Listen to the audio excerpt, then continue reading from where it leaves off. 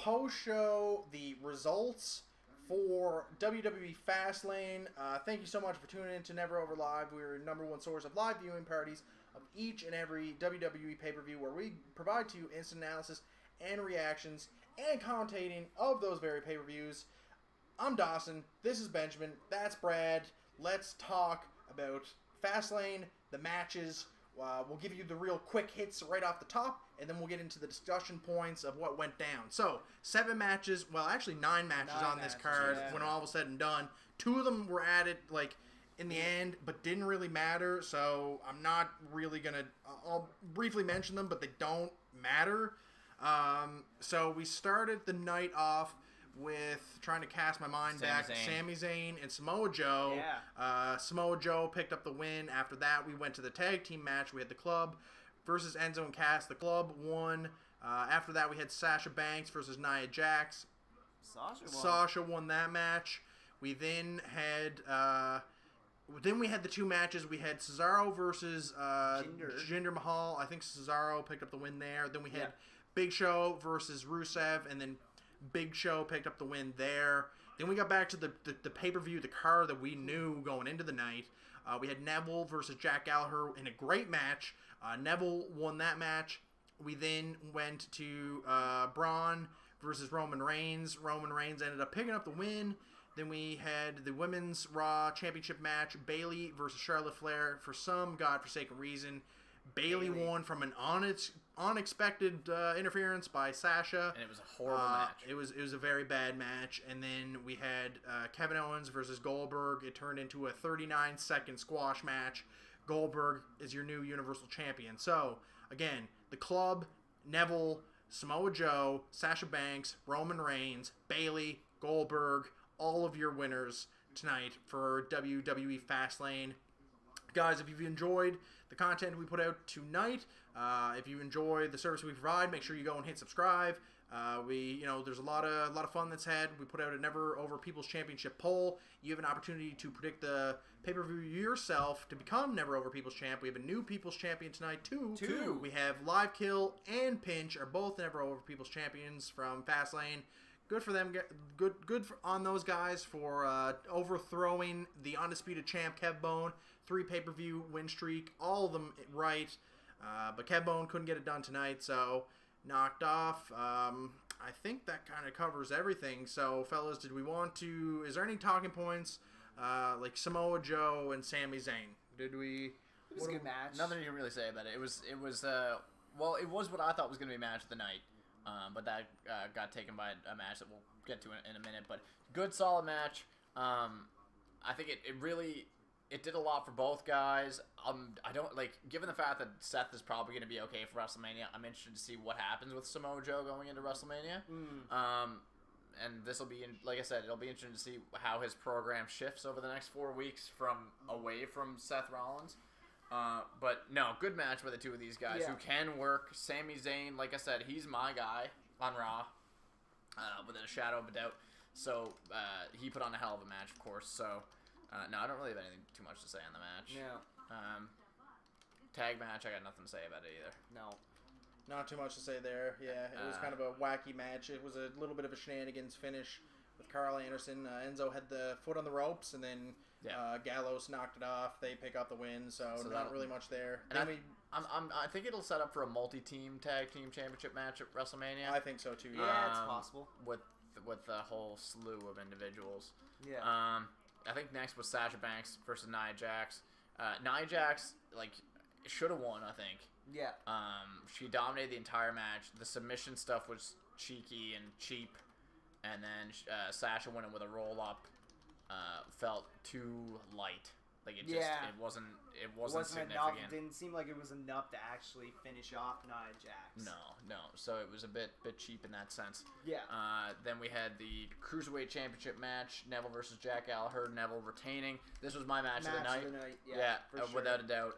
Like I said, I wasn't expecting for this to be my match of the night. I had high expectations. I expected poor Jack Gallagher. He looked like he was beat up by the end of the match. He had welts and bruises. He's a hell of a sell.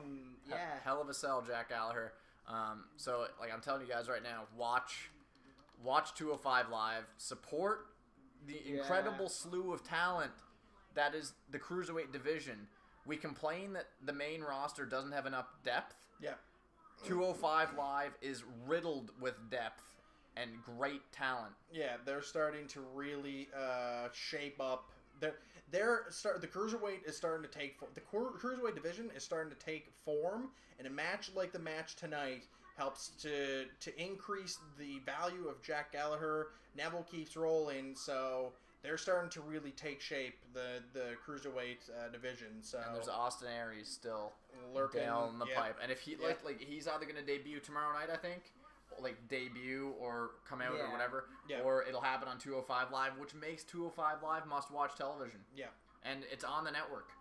Yep. It's already at your fingertips. Yeah, I'm hard selling 205 Live, but I'm impassioned. Yeah, yeah. After that, we had Roman Reigns and Braun Strowman. This was close to my match of the night. This is probably my second favorite match of the night. It was a very entertaining match. Yeah, like, it was slow at first. Yeah. Like, I thought it was the cool down match as it first started, but it got better, and oh my god, watching Braun Strowman leap from the top rope was incredible. Yeah. Yeah. Like I said, I've been spouting the term WWE style match now for the last 3 months.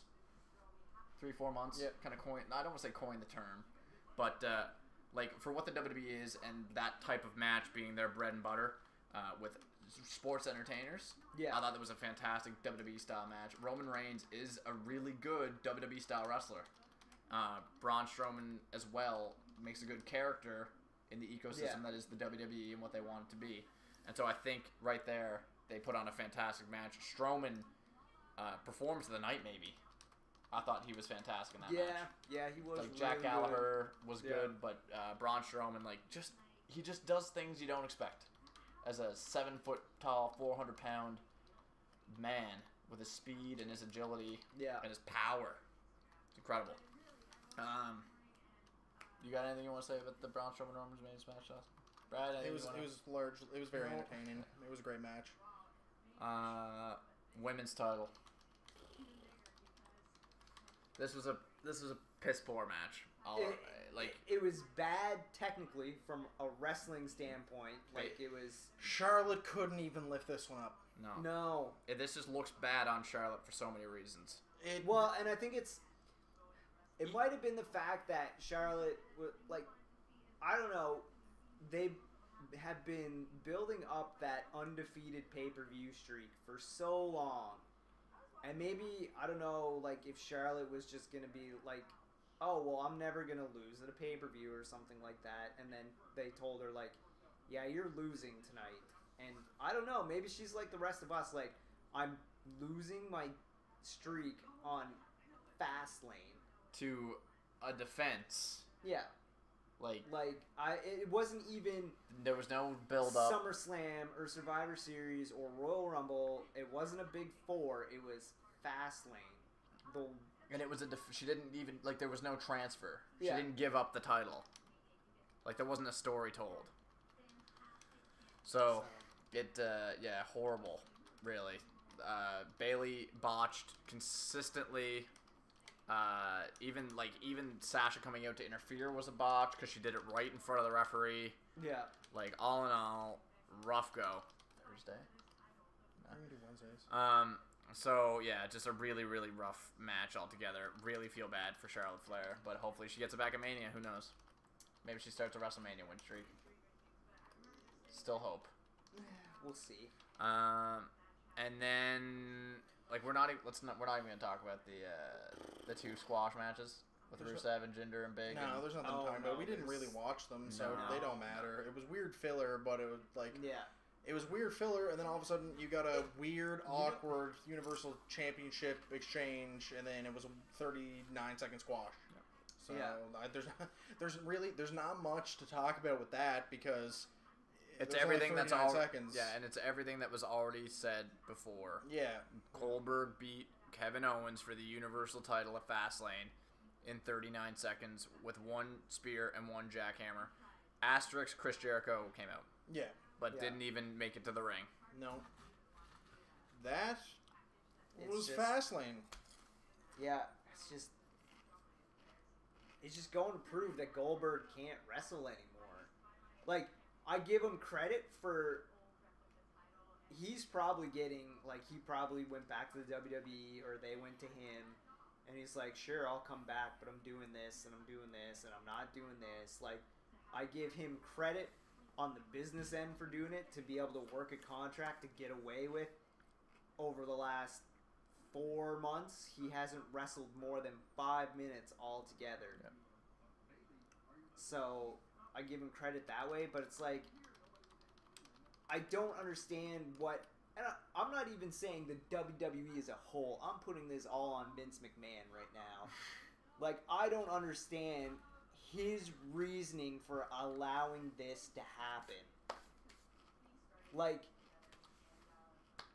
do you, It's a good question. I feel like he thinks that Brock and Goldberg at WrestleMania for this belt is going to be like a $1 billion show or something like that. It's not. Like, sure, Brock is a draw. Goldberg sure is a draw. But this story that's being told here, like, it's a lose-lose. The only thing that's going to happen for that belt, it is going to be a less than a minute match. No matter And no one's going to care about that belt. Like, no matter who wins that, whether it's Brock or it's Goldberg, that is going to be a squash match no matter what at Mania. Like, it's either Goldberg's going to keep on squashing, because at this point there's no point in making him lose to Brock because he's beaten him 3 times already. Yeah. Technically, if you count the Rumble. Yeah.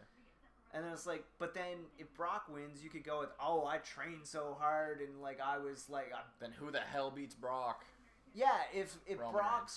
squashes Goldberg in under a minute, then The Giant Slayer is alive and well. Here's a point. Here's a good point that came up based on what you're saying, Brad. And this is why, this is why this squash match culture, which is funny because I've spent a lot of time talking about money fight culture in the UFC, but this squash fight culture that's happening in the WWE, particularly with what they are touting as their biggest prize, is doing nothing but hurting it, because there has not been a war fought for that title yet.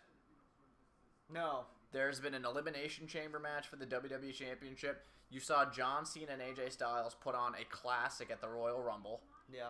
You've seen consistently good matches, and maybe that's just another testament to AJ Styles, but you've seen battles fought for that WWE Championship, whereas we've seen nothing done. All we've seen are shenanigans, Yeah.